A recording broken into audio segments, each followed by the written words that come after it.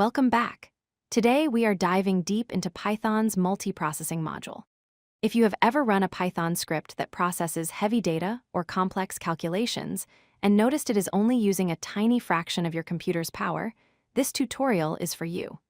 We will explore how to break free from single-core limitations and utilize the full power of your CPU for parallel execution in 2026. First, we need to distinguish between the two main types of computing tasks. On one side, we have CPU-bound tasks. These are operations where the speed of your processor is the limiting factor. Think of video encoding, complex mathematics, or training machine learning models.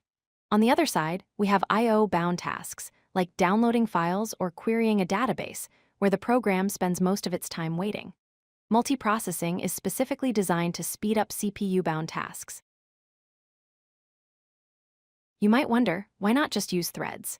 In standard Python, we have something called the Global Interpreter Lock, or GIL.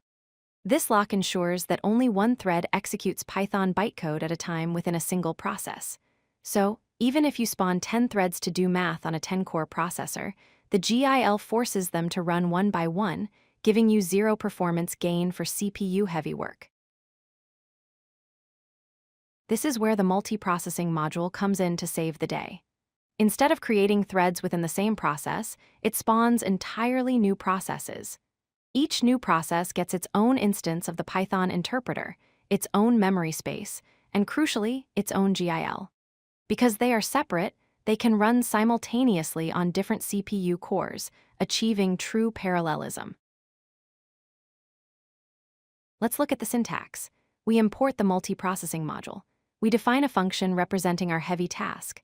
Then, inside our main block, we create process objects, passing our target function and any arguments.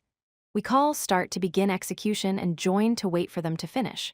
Notice the if name equals main check.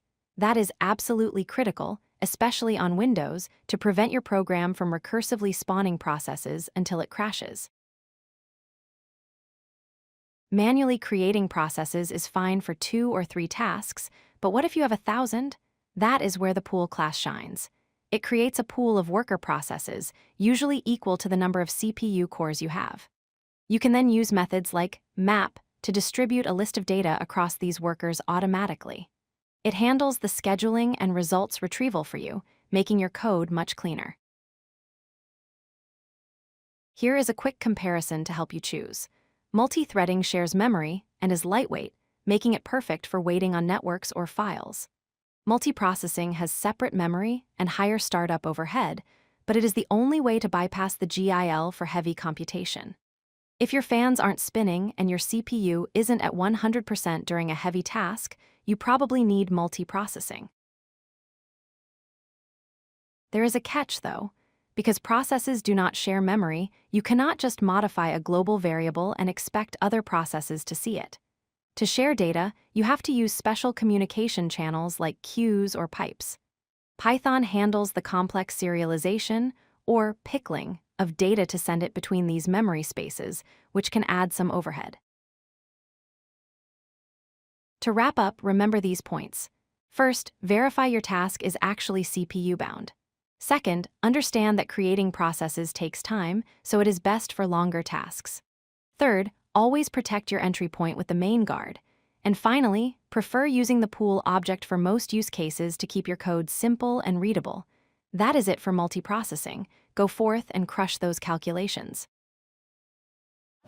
If you like this video, hit that like button and don't forget to subscribe. Visit codelucky.com for more such useful content.